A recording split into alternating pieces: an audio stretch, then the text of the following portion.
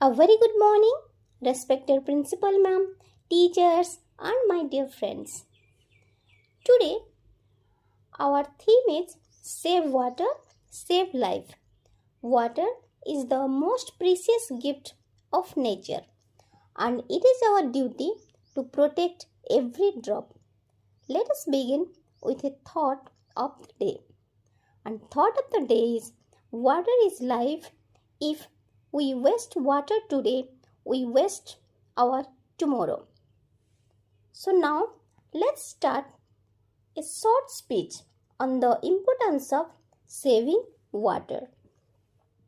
Water is essential for drinking, cooking, farming, and every living being.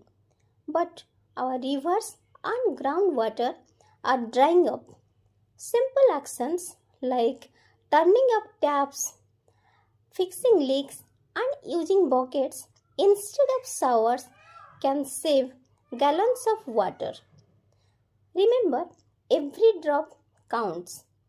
Let us all promise to use water wisely. Now, let's take a pledge together. I pledge to save water. I will not waste it. I will use every drop wisely. I will spread this message to others.